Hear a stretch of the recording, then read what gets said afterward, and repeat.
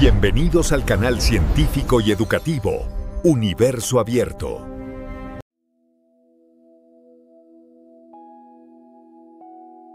Bienvenidos a la frontera helada. Nuestro viaje comienza con dos lunas muy diferentes, orbitando a los gigantes gaseosos Júpiter y Saturno. Aunque están separadas por millones de kilómetros, comparten un secreto fundamental.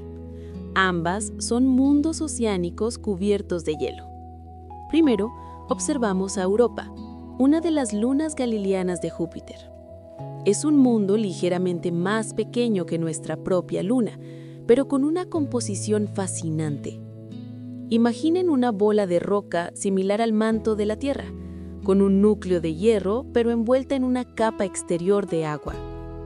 La superficie es una corteza de hielo sólida, marcada por cicatrices rojas y fracturas caóticas, pero debajo de esa cáscara congelada yace un océano global de agua líquida salada. Los datos de la sonda Galileo, que exploró el sistema joviano entre 1995 y 2003, sugieren que este océano subterráneo, sumado a la capa de hielo, podría tener una profundidad de entre 80 y 170 kilómetros. Para poner esto en perspectiva, si reuniéramos toda el agua de Europa en una esfera, sería casi del tamaño de la propia Luna. Europa posee entre 2 y 3 veces el volumen de agua de todos los océanos de la Tierra juntos. Es un abismo acuático inmenso. Ahora viajemos más lejos, hacia Saturno, para visitar Encelado. En comparación con Europa, Encelado es diminuto, con un radio de solo 252 kilómetros. Podría caber fácilmente dentro de las fronteras de un país pequeño. Sin embargo, este pequeño mundo es uno de los lugares más activos del sistema solar. Su superficie es de un blanco brillante, compuesta de hielo casi puro. Pero lo más sorprendente ocurre en su polo sur. Allí encontramos las famosas rayas de tigre, 4 fracturas masivas desde las cuales géiseres gigantescos expulsan columnas de vapor de agua y granos de hielo al espacio.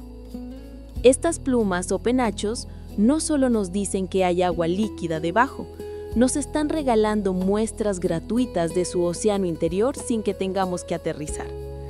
A diferencia de Europa, cuya capa de hielo se estima entre 1 y 30 kilómetros de espesor, la corteza de Encelado en el Polo Sur podría ser mucho más delgada, quizás de solo unos pocos kilómetros, cubriendo un océano global de unos 40 kilómetros de profundidad. Ambos mundos, Europa y Encelado, desafían la vieja idea de que la zona habitable depende solo de la distancia al Sol. Aquí, en la oscuridad helada, existen los ingredientes para la vida. La pregunta lógica es, ¿cómo puede existir agua líquida tan lejos del calor del Sol? La temperatura en la superficie de Europa ronda los 160 grados bajo cero y en Encelado desciende a casi menos 200 grados Celsius. Según toda lógica, estos mundos deberían ser bloques de hielo sólidos. La respuesta yace en la gravedad, específicamente en un fenómeno llamado calentamiento de marea. Imaginemos la inmensa gravedad de Júpiter. A medida que Europa orbita el planeta gigante, no lo hace sola. Está en una danza gravitatoria con sus lunas hermanas, Io y Ganimedes. Esta interacción fuerza a Europa a una órbita ligeramente elíptica. Cuando Europa está más cerca de Júpiter, la gravedad la estira. Cuando se aleja, la Luna se relaja.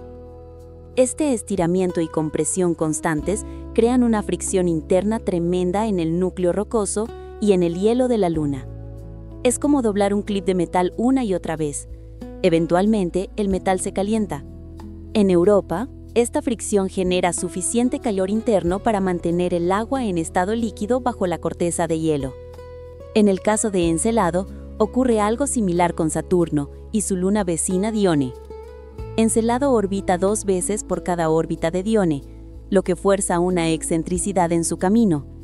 Esto provoca que Saturno amase el interior de Encelado, generando calor, especialmente en su núcleo de silicato poroso.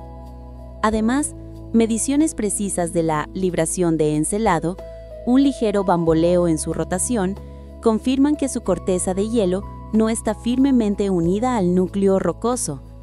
Esto es la prueba definitiva de que existe un océano global que separa la cáscara de hielo del corazón de la Luna. Este mecanismo es crucial. Significa que el océano no está simplemente flotando entre dos capas de hielo. En ambos mundos, se cree que el agua está en contacto directo con el manto rocoso del fondo marino, y es en este contacto entre el agua y la roca caliente donde ocurre la magia química. Si nos sumergiéramos en las profundidades de estos océanos alienígenas, ¿qué encontraríamos? La luz del sol no llega hasta aquí. Sin fotosíntesis, ¿cómo podría sobrevivir la vida? La respuesta podría estar en las fuentes hidrotermales. En la Tierra, en las profundidades de lugares como la fosa de las Caimán, existen ecosistemas enteros que no dependen del sol. Dependen de la quimiosíntesis. El agua se filtra en el suelo rocoso, se calienta por el magma o la actividad geológica y sale disparada cargada de minerales y energía química. Bacterias y arqueas utilizan esta energía química para convertir el dióxido de carbono en materia orgánica, formando la base de una cadena alimenticia que incluye camarones, gusanos tubo y peces. Tenemos pruebas sólidas de que esto está ocurriendo ahora mismo en Encelado. La sonda Cassini de la NASA no solo fotografió los géiseres, voló directamente a través de ellos. Al analizar los granos de hielo, Cassini encontró partículas diminutas de sílice, que en la Tierra solo se forman cuando el agua caliente a 90 grados Celsius interactúa con la roca. Pero el descubrimiento más emocionante llegó recientemente, tras un nuevo análisis de los datos de Cassini publicados en Nature Astronomy. Los científicos encontraron compuestos orgánicos complejos en granos de hielo frescos, expulsados desde el océano hace solo unos minutos. Estos no son simples moléculas. Encontraron compuestos que contienen nitrógeno y oxígeno, así como estructuras aromáticas. Estos son los bloques de construcción de los aminoácidos. Frank Postberg, coautor del estudio, afirmó que estas moléculas no son producto de contaminación espacial, sino que están fácilmente disponibles en el océano de Encelado. En Europa, la situación podría ser aún más energética. La radiación de Júpiter golpea la superficie helada de Europa, descomponiendo el hielo y produciendo oxígeno y oxidantes. Si la corteza de hielo se recicla y las zonas de terreno caótico sugieren que sí, este oxígeno podría descender al océano. Si el oxígeno de la superficie se encuentra con los químicos reductores de las fuentes hidrotermales del fondo, Europa podría tener un océano rico en energía química, capaz de sustentar no solo microbios, sino quizás vida multicelular simple. Estamos hablando de un entorno donde tenemos agua líquida, energía y los ingredientes químicos necesarios para la vida. Hasta ahora, nuestros datos provienen de misiones que ya han terminado, como Galileo y Cassini. Pero una nueva era de exploración acaba de comenzar. La protagonista actual es la misión Europa Clipper de la NASA. Lanzada en octubre de 2024 a bordo de un cohete Falcon Heavy, esta es la nave más grande jamás construida por la NASA para una misión planetaria. Su viaje es largo. Usará la asistencia gravitatoria de Marte en 2025 y de la Tierra en 2026 para ganar velocidad, llegando al sistema de Júpiter en abril de 2030. A diferencia de las sondas anteriores, el Clipper no orbitará Europa directamente, ya que la radiación allí freiría sus circuitos en pocos meses. En su lugar, orbitará Júpiter y realizará 49 sobrevuelos rasantes sobre Europa, acercándose a tan solo 25 kilómetros de la superficie. Europa Clipper lleva instrumentos diseñados para saborear la Luna sin aterrizar. Uno de ellos es el SUDA, analizador de polvo superficial, capaz de detectar huellas de vida en un solo grano de hielo expulsado al espacio, incluso si hay menos de una célula bacteriana en él. También lleva el radar RISON, que puede penetrar el hielo para buscar bolsas de agua líquida dentro de la corteza y medir su espesor, y el espectrómetro de masas MASPEX, que olerá la tenue atmósfera de Europa en busca de compuestos orgánicos. Además del Clipper, la Agencia Espacial Europea lanzó en 2023 la misión JUICE, que llegará en 2031 para estudiar Ganímedes, Calisto y Europa, complementando los datos de la NASA. Pero, ¿qué hay de aterrizar? Existe un concepto de misión llamado Europa Lander. La idea es enviar un robot que aterrice en la superficie rugosa de Europa, excave unos 10 centímetros en el hielo y analice muestras en busca de biofirmas. Excavar es crucial porque la radiación en la superficie destruye las señales de vida, pero a solo 10 centímetros de profundidad los aminoácidos podrían conservarse. Sin embargo, esta misión es extremadamente compleja y costosa, y aún busca financiación y aprobación definitiva. Para Encelado, los conceptos son igual de audaces.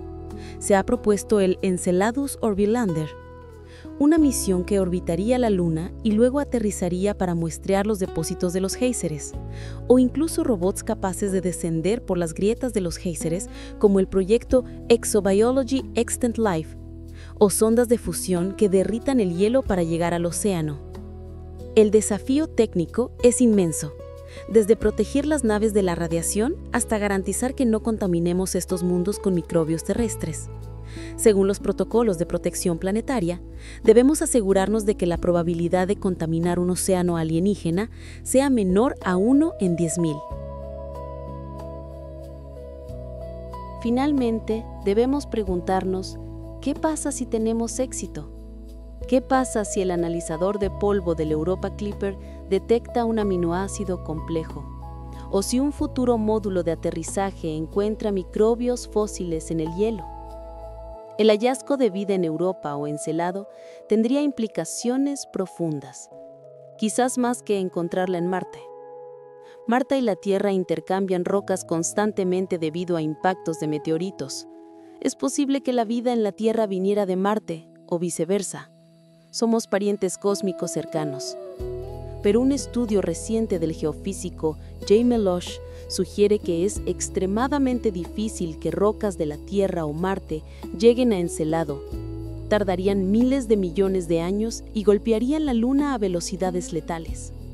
Esto significa que si encontramos vida en los océanos de Encelado o Europa, es muy probable que sea una segunda génesis.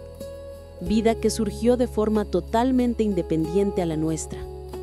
Si la vida surgió 2 veces de forma independiente en un solo sistema solar, eso significaría que el universo está rebosante de vida. Dejaríamos de vernos como un milagro estadístico para convertirnos en una parte común del cosmos. Esto también plantea dilemas éticos. Si estos océanos están habitados, ¿tenemos derecho a explorarlos?